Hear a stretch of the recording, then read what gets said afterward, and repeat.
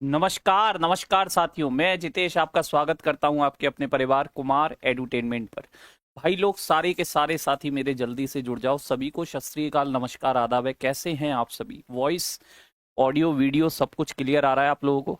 एक बार से सारे साथी फटाफट से जुड़ जाएंगे और बताएंगे ऑडियो वीडियो क्लियर है।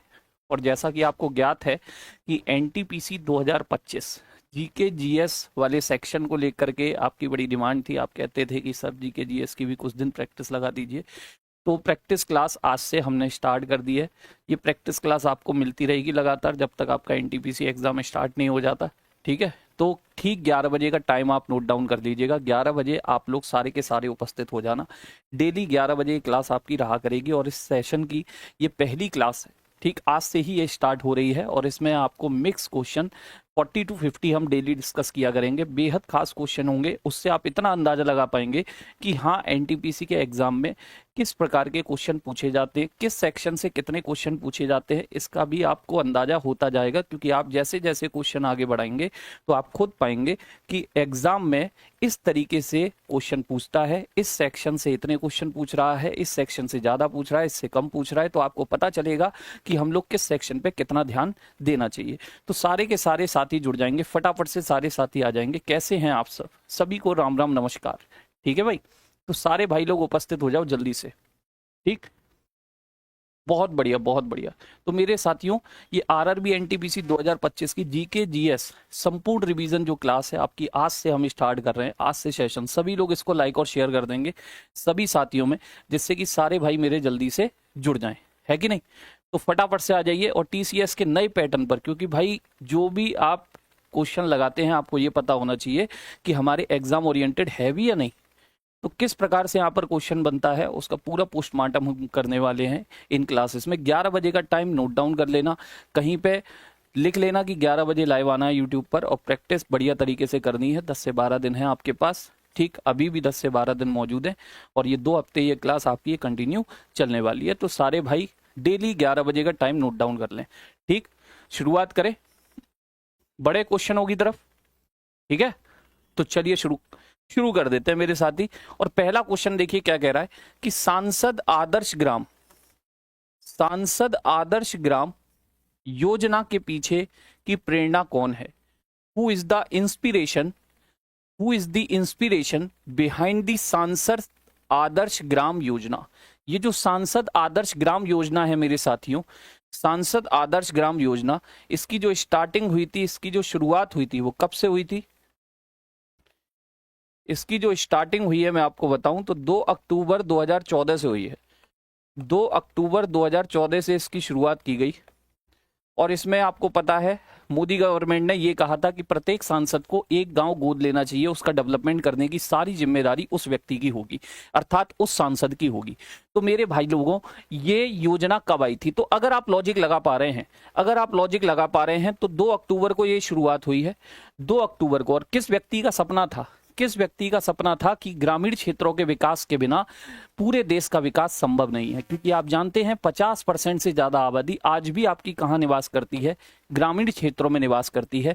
और ये सपना था मेरे बच्चे राष्ट्रपिता महात्मा गांधी का। राष्ट्रपिता महात्मा गांधी जी का ये सपना था। 2 अक्टूबर इन्हीं का जन्म दिवस है, आप जानते हैं। तो आंसर क्या रहने वाला है? जवाहरलाल नेहरू। वो सॉरी, अरे जवाहरलाल नेहरू कहाँ लग गया? महात्मा गांधी। ठीक है, महात्मा गांधी। आइए, ठीक। तो मेरे बाबू लाल बहादुर शास्त्री मत लगा देना, बर्थडे इनका भी 2 अक्टूबर को आता है। बर्थडे इनका भी 2 अक्टूबर है, लेकिन लाल बहादुर शास्त्री नहीं लगाना है आपने। किस राज्य के संस्थापक के निर्वासन को शरीर से प्राण निकल गया कहा गया था? The exile of which state ruler was described as soul left the body? बच्चे, शरीर से प्राण निकाल लिए, कुछ भी ना छोड़ा, आत्मा निकाल ली। ऐसा क्वेश्चन देखो, कितना बेहतरीन क्वेश्चन आपके एनटीपीसी में ही पूछा गया क्वेश्चन है। लास्ट प्रीवियस ईयर एग्जामों का क्वेश्चन है। इतना प्यारा क्वेश्चन, कितना घुमाव है इस क्वेश्चन में कि जब किस शासक से उसकी सत्ता को छीना गया तो यह कहा गया कि शरीर से प्राण निकाल दिए, इसके पास कुछ बचा ही नहीं है। तो मेरे साथियों, आपने एक युद्ध सुना होगा, जिस युद्ध के बाद से ब्रिटिश के हाथ में सारा का सारा इंडिया का रूल आ चुका था। यह युद्ध था आपका 22 अक्टूबर 1764 वाला। और इसे आप भली बात ही जानते हो, ये बैटल ऑफ बक्सर है, बक्सर का युद्ध है। ये बैटल ऑफ बक्सर है, बक्सर का युद्ध है। ठीक, बक्सर का युद्ध। ये बक्सर का युद्ध है और आपको पता है इसी युद्ध के बाद से ब्रिटिश रूल भारत में एस्टैब्लिश हुआ था, क्योंकि इस युद्ध में 3 लोग हारे थे बच्चे। पराजित जो संघ हुआ था, संघ क्या हुआ था? पराजित, एक यूनियन पराजित हुआ था। और इस संघ में कौन कौन लोग थे?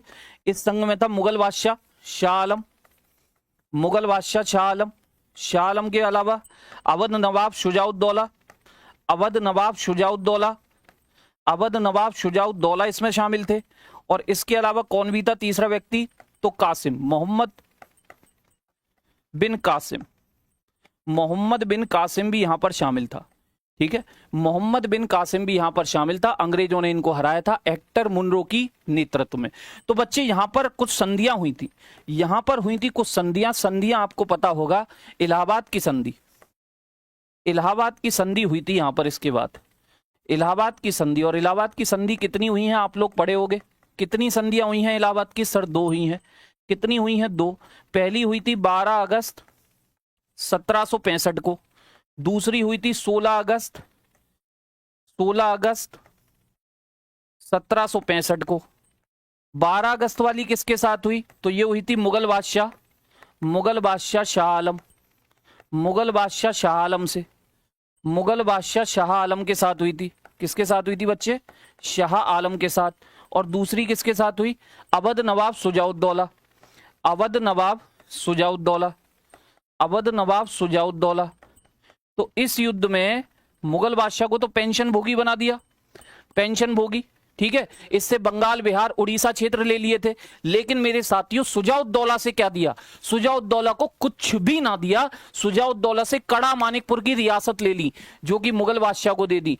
शुजाउद्दौला के यहां पर अपनी सेना रख दी, यानी कि ब्रिटिश कंट्रोल करेंगे आपके अवध को। शुजाउद्दौला से युद्ध का जुर्माना वसूल लिया, तो कुछ भी नहीं छोड़ा। शुजाउद्दौला के शरीर से आत्मा निकाल ली। और शुजाउद्दौला कहां का नवाब था? सर शुजाउद्दौला था अवध का नवाब। कहां का नवाब था मेरे बच्चे? अवध का नवाब। कहां का नवाब था? अवध का नवाब। बेहद शानदार, बेहद जबरदस्त, बहुत बढ़िया।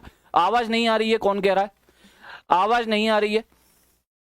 क्या आवाज आ रही है बच्चे? वॉइस वगैरह क्लियर है? एक बार से सभी लोग थम्स अप जरूर कर देना। क्या वॉइस क्लियर है? क्या वॉइस क्लियर है? कोई दिक्कत, समस्या, परेशानी किसी भाई को? चलिए आगे चलते हैं मेरे भाई। अगला कह रहा है भारत का पहला सुपर कंप्यूटर बता दो। What is the name of India's first super computer? India's first super computer, पहला सुपर कंप्यूटर बता दो। तो बच्चे प्यारा सा क्वेश्चन है ये, एज अ स्टैटिक जीके का क्वेश्चन है, याद रखिएगा। इसे आप लोग याद करके चलेंगे। परम 8000, परम 8000 ये भारत का पहला सुपर कंप्यूटर होता है। इसके बाद उस विकल्प को चुनिए जो चौथे पद से उसी प्रकार संबंधित है जिस प्रकार पहला पद दूसरे पद से संबंधित है। Choose the option that related to the fourth word in the same way as the first word is related to the second. जैसे पहला दूसरे से संबंध रख रहा है, सन का जो रिलेशन अर्थ के साथ है, कुछ ऐसा ही रिलेशन यहां ब्लैंक वाले का चंद्रमा के साथ है। तो बच्चे आप थोड़ा सा तो अगर अंदाजा लगा पा रहे होगे कि सर जो सन होता है, जो सन होता है उसके चारों ओर कौन चक्कर लगाती है? सर उसके चारों ओर चक्कर लगाती है अर्थ। कौन चक्कर लगाती है? अर्थ चक्कर लगाती है। सर कौन चक्कर लगाती है? सर अर्थ चक्कर लगाती है। ठीक, ये आपका सन है, ये आपका सन है। अब सन के चारों ओर अर्थ चक्कर लगा रही है, यानी कि पृथ्वी घूम रही है सन के चारों ओर। इसका मतलब चंद्रमा घूमेगा इस ब्लैंक वाले के चारों ओर। और चंद्रमा किसके चारों ओर घूमता है मेरे बच्चे? चंद्रमा किसके चारों ओर घूमता है? सर पृथ्वी के चारों ओर घूमता है। चंद्रमा किसके चारों ओर घूमता है? पृथ्वी के चारों ओर घूमता है। यानी कि अपना आंसर क्या रहने वाला है? सर पृथ्वी रहने वाला है, अर्थ रहने वाला है। क्या रहने वाला है? अर्थ रहने वाला है। क्लियर? चलिए नेक्स्ट क्या कह रहा है कि पुरातत्व उत्खनन के बारे में अर्नेस्ट मैके द्वारा लिखी गई पुस्तक क्या है? What is the name of the book on archaeological execution written by Ernest Mackay? बेहतरीन क्वेश्चन है। ठीक, जो अर्नेस्ट मैके ने बुक लिखी है वो किससे संबंधित है? तो ज्यादातर ऑप्शन आप देख पा रहे होंगे कि भाई सिंधु घाटी सभ्यता के हैं और वो भी मोहनजोदड़ो के हैं। तो ये जो व्यक्ति हुआ है जिसका नाम आप देख पा रहे हैं अर्नेस्ट मैके है। इस अर्नेस्ट मैके के नेतृत्व में खुदाई की गई थी बच्चे मोहनजोदड़ो में, और ये खुदाई हुई है 2 बार। एक बार की गई थी 1927 से लेके 1931, ये की गई थी फर्स्ट, पहली बार, और दूसरी बार इसके नेतृत्व में खुदाई हुई थी 1935 से लेके 1936। 1936 जब दूसरी बार खुदाई हुई थी तो इसने एक किताब लिखी थी कि मोहनजोदाड़ो की खुदाई दूसरी बार, यानी कि फर्दर या री एग्जीक्यूशन ऑफ मोहनजोदाड़ो, री एग्जीक्यूशन एट मोहनजोदाड़ो, मोहनजोदाड़ो में दोबारा खुदाई, क्योंकि इसके नेतृत्व में खुदाई चली थी 2 बार। कितनी बार चली थी? 2 बार खुदाई चली थी। नेक्स्ट क्या कह रहा है कि रॉबर्ट हुक ने किसकी खोज की थी? What did Robert Hooke discover? देखो बायोलॉजी से क्वेश्चन टपका कि रॉबर्ट हुक ने किसकी डिस्कवरी की थी मेरे साथियों। प्यारा सा क्वेश्चन है। ऑप्शन में है प्रोटोप्लाज्म यानी जीव द्रव्य, नाभिक न्यूक्लियस, कोशिका सेल, परमाणु एटम। तो मेरे बाबू लोगों, परमाणु के बारे में तो डाल्टन साहब ने हमें बताया है। डाल्टन, परमाणु के खोजकर्ता होते हैं जॉन डाल्टन। ठीक। न्यूक्लियस यानी नाभिक के बारे में बताया है रदरफोर्ड। किसने बताया? रदरफोर्ड ने डिस्कवरी की है नाभिक की, गोल्ड फॉइल एक्सपेरिमेंट में। यह भी पूछेगा किसी एग्जाम में। ठीक, गोल्ड फॉइल एक्सपेरिमेंट में इसकी खोज की थी, याद करना, स्वर्णिम चादर प्रयोग में। जीव द्रव्य की बात करें तो जीव द्रव्य का मतलब होता है, जीव द्रव्य में 2 चीजें आती हैं, एक होता है आपका केंद्रक द्रव्य और एक होता है आपका कोशिका द्रव्य। जीव द्रव्य 2 द्रव्यों को मिलकर बना है, कोशिका द्रव्य और केंद्रक द्रव्य जो केंद्रक में होता है। इन दोनों को मिलाकर कहा जाता है जीव द्रव्य। और इसकी डिस्कवरी किसने की है? तो भैया इसकी डिस्कवरी की है आपकी डुजार्डिन ने। डुजार्डिन किसने की है? डुजार्डिन साहब ने डिस्कवरी की है। लेकिन याद रखना, इसका नामकरण करने वाले पंडित कौन है? नामकरण, नोमेनक्लेचर किसने किया? तो नोमेनक्लेचर नामकरण किया है पुरकिंजे साहब ने। किसने किया है? पुरकिंजे साहब ने किया है। किसने किया मेरे बच्चे? पुरकिंजे साहब ने। और बचा ही एक ही ऑप्शन अब आपका बचा। रॉबर्ट हुक ने किसकी डिस्कवरी की? बोले तो सेल। लेकिन एक पॉइंट डबल स्टार लगा के लिख लेना, रॉबर्ट हुक ने जो डिस्कवरी की थी, वो डेड सेल की थी। कैसी सेल की थी? डेड सेल की। क्योंकि भैया कॉर्क यानी कि पेड़ की छाल के टुकड़े में की थी। छाल जो बाहर का पार्ट होता है उसमें की थी। तो मेरे बच्चे ये डेड सेल होती है, डेड सेल। लेकिन अगर आपसे पूछे लिविंग सेल की डिस्कवरी किसने की? लिविंग सेल यानी कि जीवित कोशिका की खोज किसने की? तो लिविंग सेल की डिस्कवरी किसने की है? ल्यूवेनहॉक। किसने की है मेरे बच्चे? ल्यूवेनहॉक साहब ने की है। ये बात आप याद रखेंगे, ठीक है। ल्यूवेनहॉक साहब ने। रॉबर्ट हुक ने डिस्कवरी किया था 1665 में और ल्यूवेनहॉक साहब ने डिस्कवरी किया है 1774 में। पुराना समय कौन सा है? पहले का समय कौन सा है? सर 1665 है पहले का जो समय, इसीलिए ऑल ओवर में सेल की डिस्कवरी का आंसर रॉबर्ट हुक चलता है, याद रखना। फिर देखिए आगे क्वेश्चन क्या कह रहा है। एक और आया बायोलॉजी से। निम्न में से किस रक्त समूह के लोगों को सार्वभौमिक प्राप्तकर्ता कहा जाता है? Pupil with which of the following blood group are considered universal recipient? जल्दी से आंसर करेंगे, फटाफट से आंसर करेंगे सारे साथी। बहुत बढ़िया, बेहद शानदार भाई, क्या बात है। चलिए, तो मैंने कहा क्वेश्चन क्या कह रहा है कि भाई कौन सार्वभौमिक प्राप्त करता है, यानी सबसे ब्लड ले सकता है, सबसे ब्लड ले सकता है। देखो सबसे पहले तो मैं आपको एक बात बता दूं कि ब्लड ग्रुप के खोजकर्ता कौन है, आपसे कभी पूछे ब्लड ग्रुप के खोजकर्ता, तो ब्लड ग्रुप के खोजकर्ता होते हैं कार्ल लैंडस्टीनर। नाम याद कर लेना। क्या नाम होता है बच्चे? कार्ल लैंडस्टीनर इनका नाम है, ठीक। ब्लड ग्रुप, और इन्होंने ब्लड ग्रुप बताए थे 4, ए बी और ओ, ठीक है। ए बी और ओ। और एक टर्म और आता है RH फैक्टर, RH कारक। इसकी डिस्कवरी किसने की है? तो एक तो लैंडस्टीनर थे, कार्ल लैंडस्टीनर, और साथ में एक व्यक्ति और आते हैं जिनका नाम होता है मेरे बाबू लोग वीनर। क्या नाम होता है? वीनर इनका नाम होता है। RH फैक्टर मैंने आपको बताया है, जो लोग क्लासों में पढ़े होंगे या कहीं भी पढ़े होंगे, तो RH फैक्टर को आप प्लस साइन लगा के दिखाते हो, A positive, B positive, AB positive या O पॉजिटिव। ये RH फैक्टर वाले ब्लड ग्रुप हैं। जो RH फैक्टर जिनमें नहीं होता वो होते हैं आपके A negative, B negative, A B negative और ओ नेगेटिव। इनमें RH फैक्टर नहीं होता, RH फैक्टर नहीं होता, ये बात आप याद रखना। अब कौन किसको ब्लड दे सकता है, कौन किसको ब्लड दे सकता है, तो मैं आपको बहुत इजी वे में बता रहा हूं। ए वाला बंदा ए को दे सकता है, ए से ले सकता है। बी वाला बंदा बी को दे सकता है, बी से ब्लड ले भी सकता है। ए वाला बंदा ए बी को दे सकता है, बी वाला बंदा भी ए बी को दे सकता है।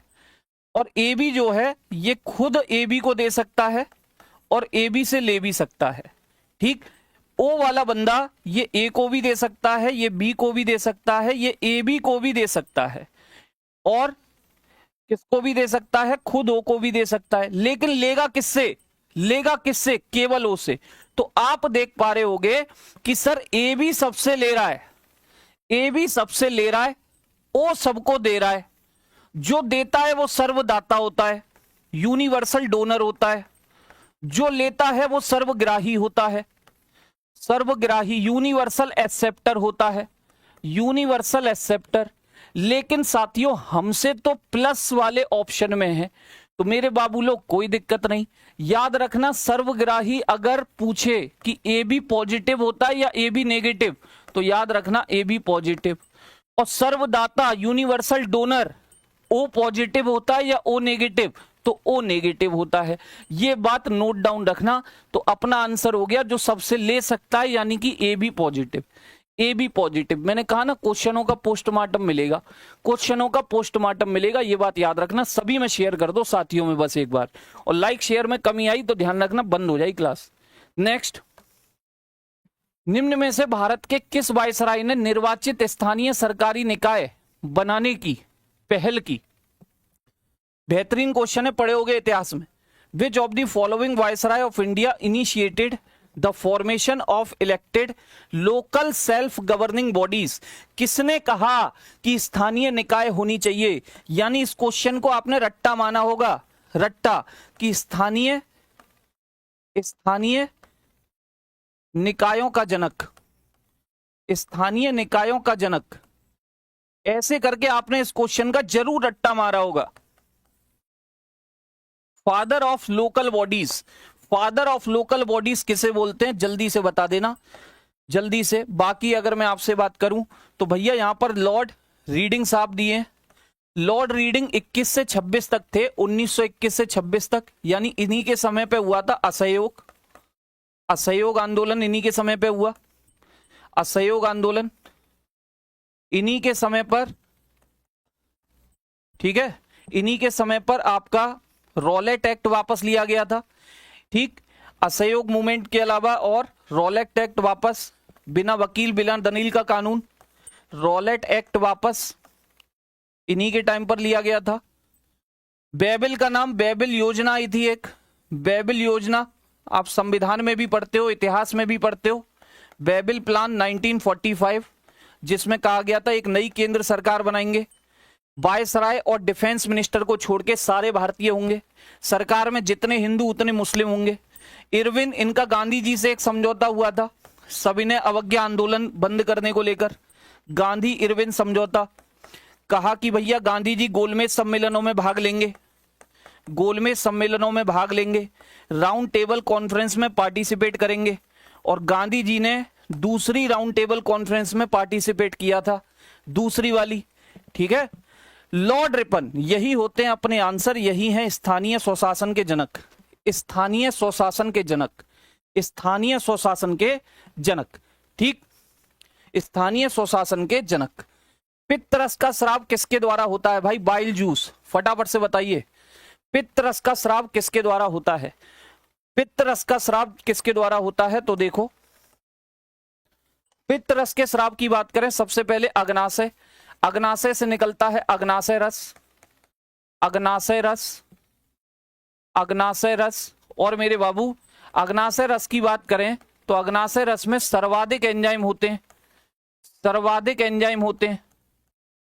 पूछेगा किस रस में सबसे ज्यादा एंजाइम, तो अग्नाशय रस में सर्वाधिक एंजाइम होते हैं। इसी को मेरे बालकों आप कहते हो पूर्ण पाचक रस, पूर्ण पाचक रस, पूर्ण पाचक रस इसको बोला जाता है। पूर्ण पाचक रस। ठीक, लीवर की बात करें तो भैया सबसे बड़ी ग्रंथि है ये, सबसे बड़ी ग्रंथि, सबसे बड़ी ग्रंथि होती है, या सबसे बड़ा अंग भी कह सकते हो, लार्जेस्ट ग्लैंड है, लार्जेस्ट ऑर्गन भी कह सकते हो। सबसे जल्दी, सबसे जल्दी रिपेयर, सबसे जल्दी जो रिपेयर होने वाला अंग है वो भी आपका लीवर है। बॉडी के भोले शंकर हैं ये। जो भी आप जहरीला खाते हो ना, मोमोस, टोमोस, मंचूरियन, सबका हजम लीवर के पास है। आमाशय की बात करें, आमाशय से निकलता है आमाशय रस, आमाशय रस। और आमाशय रस में ही बच्चे क्या मिलता है, आमाशय रस का जो पीएच मान होता है, इसका पीएच मान याद कर लेना, पूछ लेगा पीएच मान, क्योंकि सभी रसों में सबसे कम पीएच मान इसी का है, सभी रसों में सबसे कम पीएच मान इसी का है। सारे के सारे जितने भी जूस होते हैं उनमें सबसे कम पीएच मान इसी का है। क्यों? क्योंकि भैया इसमें HCl मिलता है, इसमें HCl मिलता है, इसमें HCl मिलता है, इसमें HCl मिलता है। और कभी पूछे HCl किस कोशिका से निकलता है, तो पैराइटल कोशिका से, पैराइटल कोशिका से निकलता है। किस कोशिका से निकलता है बच्चे? पैराइटल कोशिका से निकलता है, पैराइटल कोशिका से निकलता है, पैराइटल कोशिका से निकलता है, ये भी आप याद करेंगे। ठीक, अब बचा अपना पित्तरस किसके द्वारा निकलता है। लोग आंसर क्या कर देते हैं, लोग झटपट आंसर क्या कर देते हैं, पित्ता से। लेकिन बच्चे गलत है, अगर पित्ता से आंसर किया तो गलत हो जाएगा। क्यों? क्योंकि मेरे बाबू लोगों, यहां पित्तरस जमा होता है, इसमें पित्तरस जमा होता है, इसमें बाइल जूस क्या होता है, स्टोर होता है, इसमें पित्तरस जमा होता है, ना कि यहां से निकलता है। हमसे निकलना पूछा है, हमसे निकलना पूछा है मेरे साथियों। और पित्तरस याद रखना कहां से निकलता है, कभी आपसे पूछे तो लीवर। ठीक, और पित्तरस में कोई एंजाइम नहीं मिलता, आप ये पॉइंट और याद करेंगे मेरे लिए, इसमें कोई एंजाइम नहीं होता। किस रस में कोई एंजाइम नहीं होता, किस रस में कोई एंजाइम नहीं होता, तो मेरे साथियों पित्तरस में कोई एंजाइम नहीं होता है, नहीं होता है। ठीक है मेरे बच्चे, पित्तरस में कोई एंजाइम नहीं होता है, ये बात आप याद रखना। तो सारी चीजें आप देख रहे होगे, क्वेश्चनों के पोस्टमार्टम के साथ हम चल रहे हैं। ऐसा नहीं कि बस क्वेश्चन पे टिक लगाया भाग गए, वो काम मुझसे होता नहीं है भाई, इसलिए मैं आना पसंद नहीं करता भाई टी पे, क्योंकि मुझे फिर भूत चढ़ जाता है। चलो आगे बढ़ते हैं। चूने के पानी, कत्था चूना, ताता चूना। चलिए, चूने के पानी का रासायनिक सूत्र बता दो। What is the chemical formula of lime water. चूने के पानी का रासायनिक सूत्र बता दो मेरे साथियों। कितना प्यारा क्वेश्चन है, देखो खुद बता दोगे। देखो चूना होता है, मैं आपको बताऊं, चूने का मतलब है CaO, चूने का मतलब CaO, कैल्शियम ऑक्साइड, जिसे आप क्विकलाइम भी कहते हैं, जिसे आप क्या भी कहते हैं, क्विकलाइम। ठीक, अब कह रहा पानी, पानी मिलवा दो। पानी होता है मेरे बाबू H2O, पानी मिलवा दिया। अपने को क्या करना है, बस पानी मिलवाना है। क्या हो जाएगा, CaOH।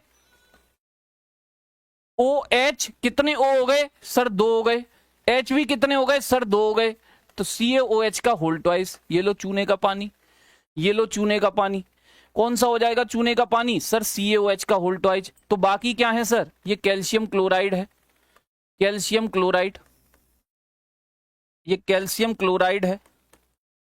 ठीक है, ये आपका कैल्शियम कार्बोनेट है, इसे आप संगमरमर भी कह सकते हो, खड़िया भी कह सकते हो। Calcium carbonate, calcium carbonate. ठीक है मेरे साथियों, चलिए बहुत बढ़िया। ये CaOH ये कुछ ना है, चलो ये तो फॉर्मूला ठीक से ना है। अगला क्वेश्चन पॉलिटी का है। भारत का संविधान दिवस किस तारीख को मनाया जाता है। On which day constitution day celebrated in India. भैया भारत का संविधान दिवस किस तारीख को मनाते हैं, आप सभी को पता होगा। संविधान लागू कब हुआ था, संविधान लागू कब हुआ था, कॉन्स्टिट्यूशन लागू कब हुआ मेरे बाबू। तो लागू वाली तिथि को ही आप गणतंत्र दिवस मनाते हैं, 26 जनवरी 1950, 26 जनवरी 1950। कितने समय में बना था संविधान, 2 वर्ष 11 महीने 18 दिन, 2 वर्ष 11 माह 18 दिन, 2 वर्ष 11 माह 18 दिन। संविधान में मटेरियल क्या क्या है? मटेरियल, मटेरियल, तो मटेरियल की बात करूं तो बच्चे कितने भाग थे सर? 22 भाग, 22 भाग। अनुसूची 8, अनुसूची 8, अनुसूची 8।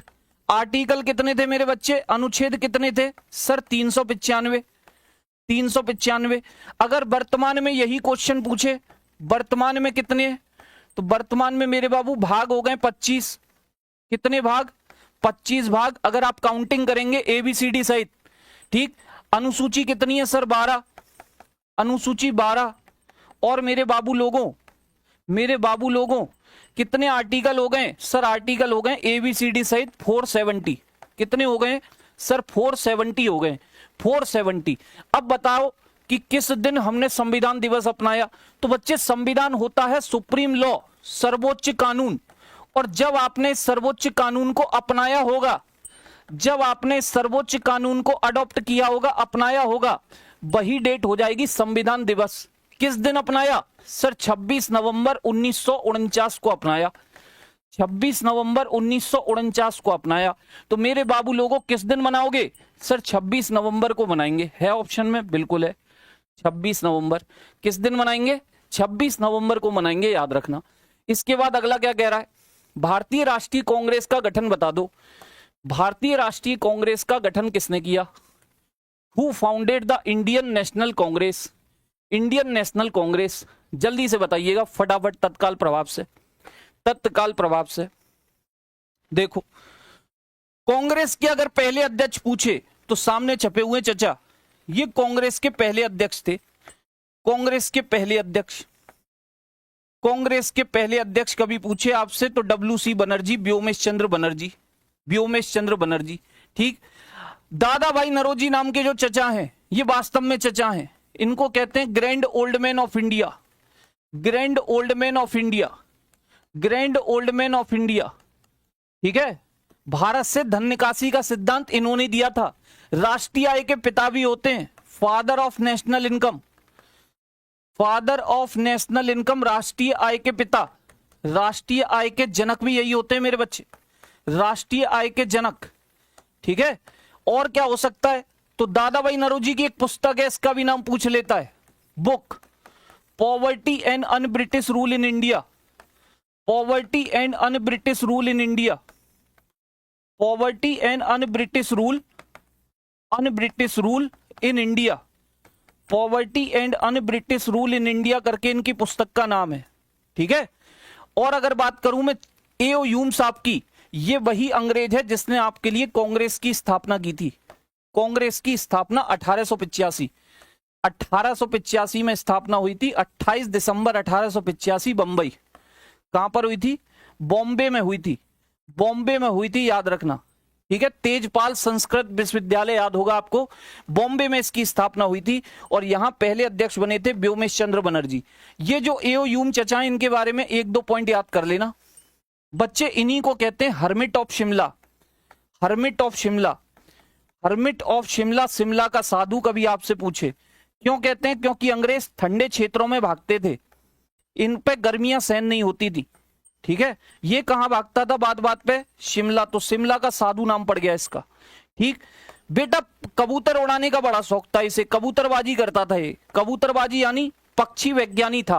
और पक्षी वैज्ञानिक को हम क्या कहते हैं? Ornithologist, ornithologist, ornithologist, ornithologist, ornithologist पक्षी वैज्ञानिक था। आप ये भी बात याद रखेंगे, आप ये भी बात याद रखेंगे, ठीक है। पक्षी वैज्ञानिक, पक्षी वैज्ञानिक। तो ये है आपके लिए मेरे साथियों इस क्वेश्चन की बात।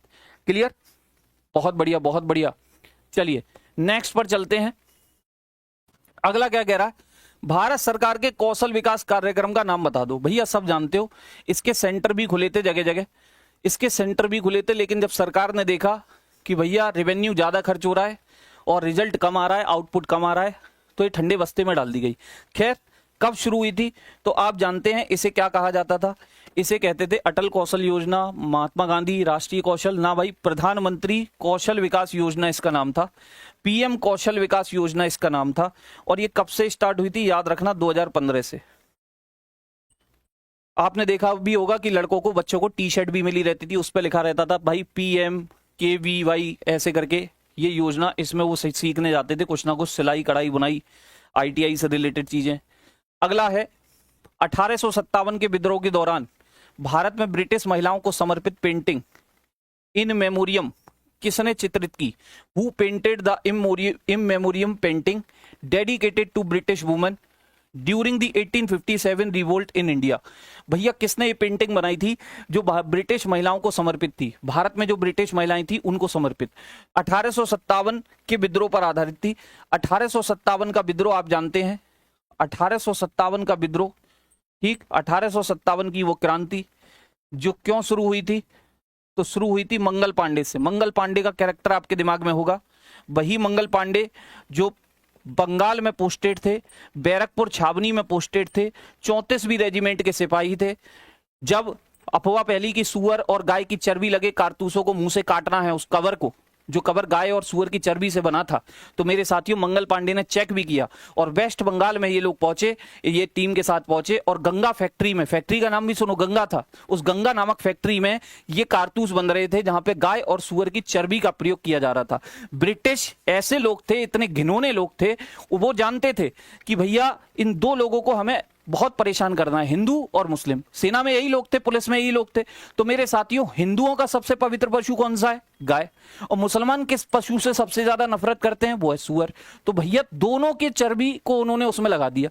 अब दोनों की चर्बी को मुंह से कटवा रहे हैं। ये ब्राह्मण आदमी है, इसे अपना धर्म बहुत प्यारा है, इसे धर्म इतना प्यारा था, इसने भैया धर्म की आड़ में अपना बलिदान दे दिया। इसने कहा कि कोई दिक्कत नहीं, आज मैं अपना धर्म भ्रष्ट कर रहा हूं, मुंह से तुरंत काटा वो क्या कहते हैं कारतूस को, बंदूक में फिट किया। सामने खड़ा हुआ था बाघ, उसने कही, जनरल बाघ ने, मंगल पांडे ट्राई करके दिखाओ। मंगल पांडे ने तत्काल में ट्राई किया, बंदूक घुमा के धड़ाक से चला दी, जनरल बाघ को बाघ बना दिया और अपना बलिदान दे दिया। यहीं से 1857 की क्रांति का शुरुआत होती है। फिर आप जानते हैं कि झांसी में लक्ष्मीबाई, लखनऊ में बेगम हजरत महल, ठीक है ना, या फिर कानपुर की बात करूं तो मेरे साथियों आपके जो कुंवर सिंह हुए, उन्होंने, बिहार में कुंवर सिंह, नाना साहिब कानपुर, इन लोगों ने नेतृत्व किया। लेकिन ये पेंटिंग किसने बनाई थी? इन मेमोरियम, ये हमारा क्वेश्चन है। तो जोसेफ नोएल पैटन साहब ने बनाई थी, जोसेफ नोएल पैटन साहब ने बताई थी।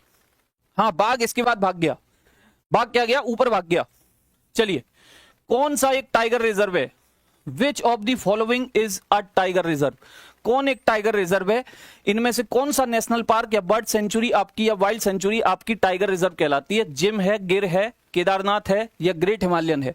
तो मेरे साथियों याद रखना, आंसर रहने वाला है आप सभी के लिए Jim Corbett national park. Jim Corbett national park मेरे साथियों उत्तराखंड के नैनीताल जानते होगे, टूरिस्ट प्लेस है, बढ़िया बेहतरीन, ठीक, नैनीताल में है। और इसका पुराना नाम क्या था? इसका ओल्ड नेम क्या था? याद कर लेना। इसका ओल्ड नेम था हेली। इसका ओल्ड नेम था हेली नेशनल पार्क, इसको बोलते थे हेली नेशनल पार्क। और इसका नया नाम क्या है, न्यू नेम क्या है? इसका न्यू नेम भी याद कर लेना बच्चे। इसका न्यू नेम होता है मेरे साथियों आपका Ramganga national park. Ramganga national park, ठीक है मेरे भाई। पुराना नाम हेली नेशनल पार्क था, नया नाम है रामगंगा नेशनल पार्क। कब से बना था ये जिम कॉर्बेट नेशनल पार्क? तो 1936 में ये बना के तैयार हुआ था। भारत का पहला नेशनल पार्क है जिम कॉर्बेट नेशनल पार्क, याद रखिएगा। अगला क्वेश्चन कह रहा है कौन सा इनमें से वेब ब्राउजर नहीं है? किधर जा रहा भाई, यहीं रहे। कौन सा इनमें से मेरे बाबू नेशनल पार्क नहीं है, सॉरी वेब ब्राउजर नहीं है? विच of the following is not a web browser? बेटा वेब ब्राउजर आपके वो होते हैं जो आपके सर्च इंजन प्लेटफॉर्म है। सर्च इंजन प्लेटफॉर्म, जैसे आप क्रोम यूज करते हो, जैसे आप मोजिला फायरबॉक्स यूज करते हो, ये सब वेब ब्राउजर हैं। तो यहां पर दिया हुआ है, देखो ऑप्शन में, सफारी भी एक वेब ब्राउजर है, मोजिला भी है, ओपेरा भी है, लेकिन गूगल एक ऑपरेटिंग सिस्टम है। गूगल एक मेरे बच्चे ऑपरेटिंग सिस्टम है। और बात जब गूगल की आई है तो इतना याद रखना कि 1998 में इसे इंट्रोड्यूस किया था, 1998 में इसका आविष्कार हुआ था। किसने किया था? सर्जी बिन और लैरी पेज नाम के दो लोगों ने इसका बच्चे इन्वेंशन किया था, ठीक। सर्जी बिन और लैरी पेज नाम के दो व्यक्तियों ने इसका इन्वेंशन किया था, याद रखिएगा। इसके बाद फिजिक्स का देखो एक क्वेश्चन टपका, नेत्र लेंस की अत्यधिक वक्रता किसका कारण बनती है? Excessive curvature of the eye lens leads to which of the following. अगर आपका नेत्र लेंस बड़ा हो गया, उसकी त्रिज्या बड़ी हो गई है, वक्रता त्रिज्या, तो मेरे साथियों होता क्या है कि नेत्र लेंस की वक्रता त्रिज्या बढ़ने पर, नेत्र लेंस की वक्रता त्रिज्या बढ़ने पर दूर वस्तु साफ दिखाई नहीं देती, दूर का साफ दिखाई नहीं देता, दूर का साफ दिखाई नहीं देता। और जब आपको दूर का साफ दिखाई ना दे, दूर का साफ दिखाई ना दे, तो नाम का उल्टा चलना। आप सोचो कि दूर का साफ दिखाई नहीं दे रहा, दूर दृष्टि दोष हो गया, नहीं, दूर का साफ दिखाई नहीं दे रहा तो निकट दृष्टि दोष हो गया। निकट दृष्टि दोष को मेरे बाबू मायोपिया कहते हैं। किसका पिया? मेरा पिया, मेरा पिया। निकट दृष्टि दोष, निकट दृष्टि दोष, और निकट दृष्टि दोष को दूर करना है, निकट दृष्टि दोष को दूर करना है तो अवतल यानी कोनकेव लेंस का, कोनकेव या अपसारी लेंस का यूज किया जाता है, अपसारी लेंस का यूज किया जाता है, याद रखना, अपसारी लेंस का यूज करते हैं। जबकि अगर मैं बात करूं यहां पर हाइपरमेट्रोपिया लिखा है, इसमें होगा क्या? नेत्र गोलक छोटा हो जाएगा, नेत्र गोलक क्या हो जाएगा? नेत्र गोलक छोटा, नेत्र गोलक क्या हो जाएगा? छोटा हो जाएगा, उसकी वक्रता त्रिज्या क्या हो जाएगी? कम हो जाएगी। और इसमें होगा क्या? पास की वस्तु साफ दिखाई नहीं देगी, पास की वस्तु साफ दिखाई नहीं देगी, पास की वस्तु साफ दिखाई नहीं देगी। और अगर आपको इसे रिमूव करना है तो आप यूज करें उत्तल लेंस, उत्तल लेंस या अभिसारी लेंस, या अभिसारी लेंस, या मेरे बच्चे अभिसारी लेंस। पढ़े होगे फिजिक्स वगैरह में, कहीं भी पढ़ी हो, ठीक है। मोतियाबिंद बुढ़ापे का रोग है, होगा ही होगा, कोई नहीं रोक सकता। अंधापन धीरे धीरे भैया, अगर मोतियाबिंद का इलाज नहीं मिला तो अंधापन भी आ जाएगा, रोशनी चली जाएगी। चलिए, कौन सा भारत में सबसे ऊंची चोटी है? विच of the following is a highest peak, is a highest peak in India. सबसे ऊंची चोटी कौन सी है भारत में? तो भारत में सबसे ऊंची चोटी की अगर मैं बात करूं आपसे, तो मेरे साथियों भारत में सबसे ऊंची चोटी इधर मिलती है, बिल्ली के दो कानों में। बिल्ली के दो कान है और यहां पर आपका ट्रांस हिमालय है, यह है आपका ट्रांस हिमालय। इस ट्रांस हिमालय में जो हमारा नल्ला, हमारा नल्ला क्या कह सकते हो, है जो बात बात पे क्या करता है, आगे आप जानते हो। कुल मिलाकर के यहां पर हमारी एक हाईएस्ट पीक है, इसका नाम है मेरे बच्चे K2, इसका नाम है K2, K2 या गॉडविन ऑस्टिन बोलते हैं इसको, K2 या गॉडविन ऑस्टिन, K2 या गॉडविन ऑस्टिन, K2 या गॉडविन ऑस्टिन। कितनी हाइट है इसकी? यह है 8611 मीटर के आसपास की, 8611 मीटर। लेकिन एक और पीक है इंडिया में, अगर मैं इसे आगे बढ़ाऊं और यहां ले जाऊं तो बच्चे ये होता है आपका गर्दन निकली हुई है, यह है सिक्किम। और सिक्किम में एक पीक मिलेगी कंचनजंगा, कंचनजंगा, कंचनजंगा।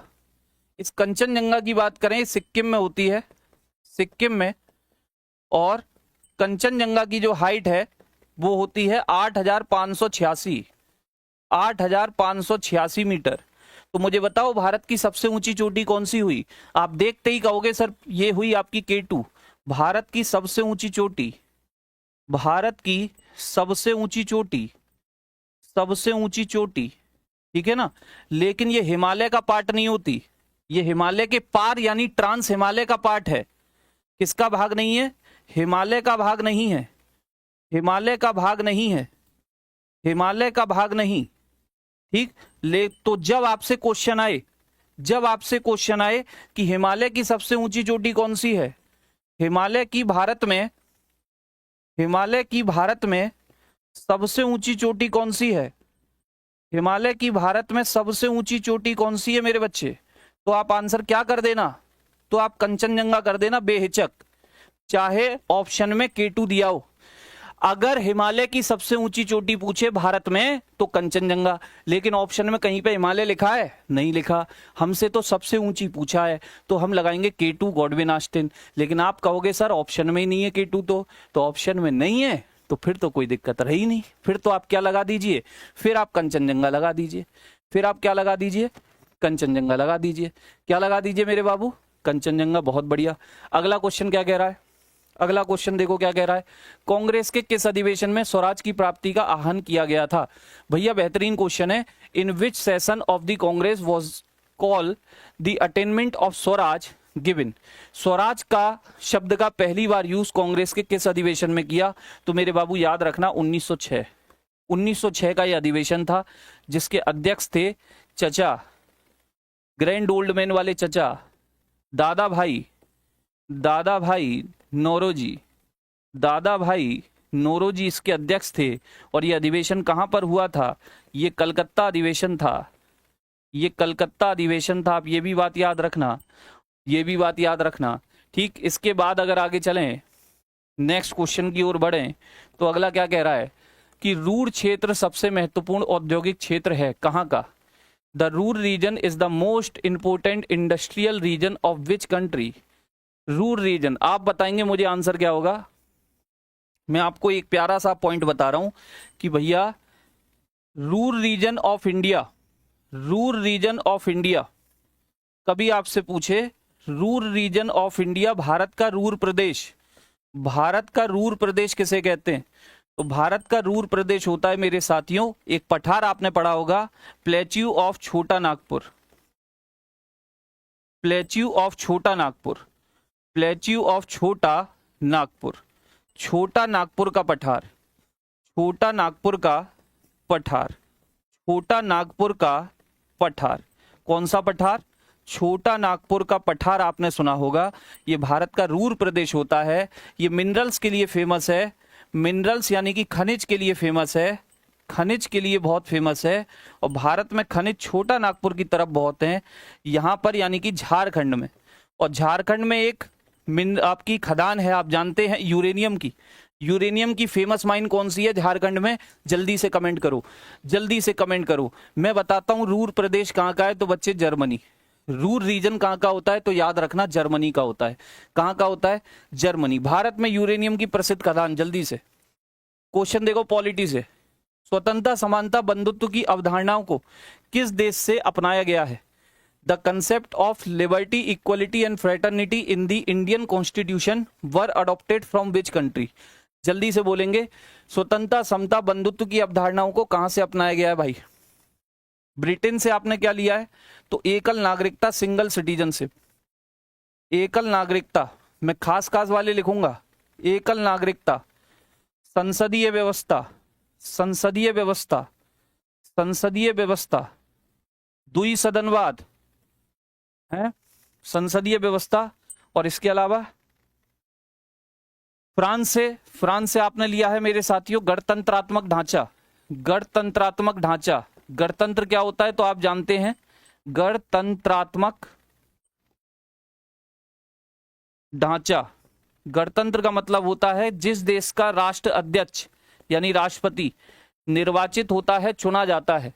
यूएसएसआर से क्या लिया है, मौलिक कर्तव्य, मौलिक कर्तव्य, मौलिक कर्तव्य, फंडामेंटल ड्यूटीज, मौलिक कर्तव्य। साथ में आपके 3 प्रकार के न्याय, सामाजिक, आर्थिक और राजनीतिक न्याय, सामाजिक, आर्थिक और राजनीतिक न्याय, सामाजिक, आर्थिक और राजनीतिक न्याय, और राजनीतिक न्याय। ठीक है मेरे भाई। इसके अलावा जापान से आपने क्या लिया है, तो विधि द्वारा स्थापित प्रक्रिया, विधि द्वारा स्थापित प्रक्रिया, विधि द्वारा स्थापित प्रक्रिया।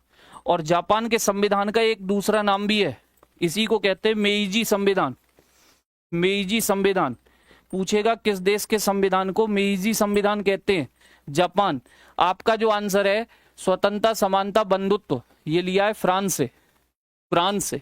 कहां से लिया है बच्चे, फ्रांस से लिया है। कहां से लिया है, फ्रांस से लिया है। नेक्स्ट, भारत की पहली सुपरफास्ट ट्रेन का नाम बता दो। Name the first superfast train in India. जल्दी से बोलेंगे, जल्दी से। तब तक मैं 1-2 खास पॉइंट आपको दे रहा हूं, इन्हें ध्यान में रखना। बेटा पहली ट्रेन की अगर बात करें, पहली ट्रेन तो ये चली थी आपकी 1825 में, 1825 ब्रिटेन। और विश्व में पहली ट्रेन है ये ब्रिटेन, मैनचेस्टर से लिवरपूल। कहां से कहां तक, मैनचेस्टर से लेकर Liverpool, Manchester to Liverpool, Manchester to Liverpool चली थी, याद रखना, मैनचेस्टर से लेकर लिवरपूल तक चली थी। ठीक। भारत में पहली train, first train in India, first train in India, Bharat में पहली ट्रेन, तो भारत में पहली ट्रेन चली थी 16 अप्रैल 1853 को। ठीक। कौन थे जब? Viceroy Lord Dalhousie, Lord Dalhousie, वही राज्य हड़प नीति वाले, डॉक्ट्रिन ऑफ लैप्स वाले, डॉक्ट्रिन ऑफ लैप्स, राज्य हड़प नीति वाले। कहां से कहां तक चली? मुंबई से थाने, मुंबई से थाने तक चली थी। लगभग कितने किलोमीटर का रूट था? 34 kilometre, 34 kilometre. Train engine name क्या था? Train engine name, train engine name क्या था? ट्रेन इंजन नेम क्या था? तो ट्रेन इंजन नेम याद रखना, डेक्कन क्वीन। और इस क्वेश्चन का जो आंसर है, इस क्वेश्चन का जो आंसर है वो मेरे बच्चे यही है, डेक्कन क्वीन। क्या है? डेक्कन क्वीन। ये पहली ट्रेन थी बच्चे, ये पहली ट्रेन थी आपकी सुपरफास्ट, 1930 में चली थी। 1930 में मुंबई से लेके पुणे तक, मुंबई से लेके पुणे तक चली थी, याद रखना, मुंबई से लेके पुणे तक चली थी। ये डलहौजी वही है, राज्य हड़प नीति वाले, doctrine of lapse, doctrine of lapse, doctrine of lapse, राज्य हड़प नीति चलाई थी। जिस राजशाही परिवार में बेटे का जन्म नहीं हुआ वो गोद नहीं ले सकते, उनका राज्य ब्रिटिश अंडर कंट्रोल में आ जाएगा, ब्रिटिश के अधीन आ जाएगा। नेक्स्ट, यूनेस्को द्वारा सांची स्तूप को विश्व धरोहर स्थल कब घोषित किया? When was the Sanchi stupa declared UNESCO world heritage site? UNESCO ने वर्ल्ड हेरिटेज साइट इसे कब बनाया?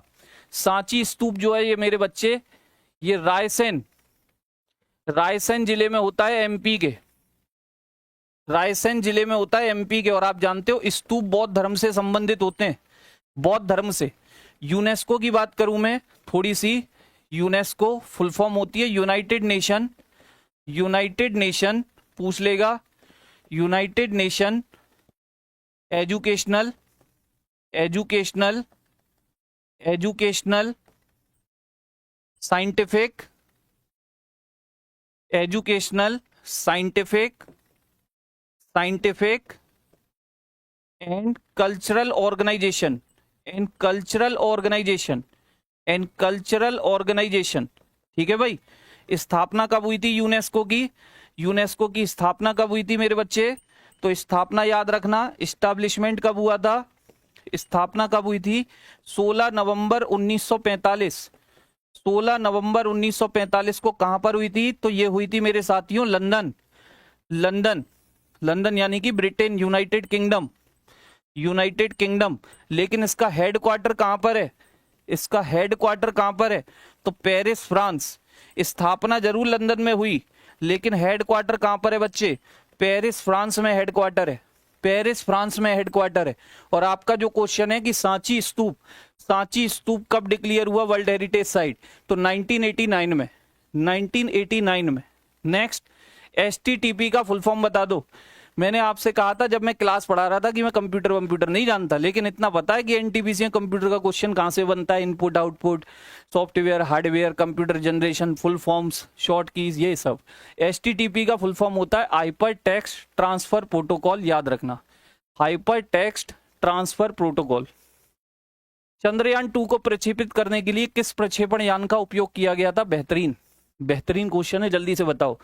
चंद्रयान 2 का जो प्रक्षेपण हुआ था मेरे बच्चे, ये 22 जुलाई 2019 को हुआ था, 22 जुलाई 2019 को हुआ था। कहां से हुआ था? तो मेरे बच्चे ये हुआ था आपका सतीश धवन स्पेस सेंटर से, सतीश धवन स्पेस सेंटर से हुआ था, सतीश धवन स्पेस सेंटर से हुआ था, सतीश धवन स्पेस सेंटर। आप कहोगे सर ये क्या है? ये लॉन्चिंग पैड ऑफ इसरो है, इसरो का लॉन्चिंग पैड, इसरो का लॉन्चिंग पैड है, यहां से वो सैटेलाइट लॉन्च करता है, इसरो का लॉन्चिंग पैड। सर ये है कहां पर? ये है कहां पर? तो मेरे साथियों ये होता है श्री हरिकोटा आइलैंड, श्री हरिकोटा द्वीप पर, श्री हरिकोटा द्वीप पर, श्री हरिकोटा द्वीप पर। और ये श्री हरिकोटा द्वीप कहां पर है सर?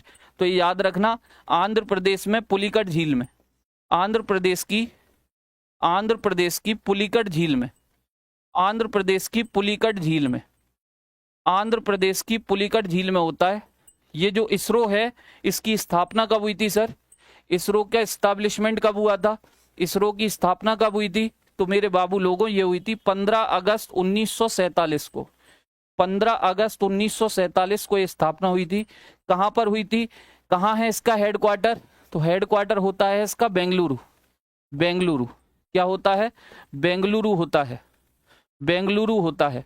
और बेंगलुरु को किस लिए फेमस है? ये भारत का सॉफ्टवेयर हब है, तो बेंगलुरु को कहते हैं सिलिकॉन वैली ऑफ इंडिया।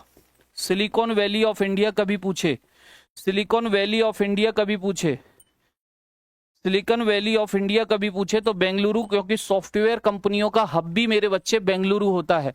ठीक, अब ये इसरो की बात हो गई, चंद्रयान 2 की बात हो गई। लॉन्च किससे हुआ था? तो GSLV MK3 M1 आपके रॉकेट से, GSLV MK3 M1 आपके रॉकेट से।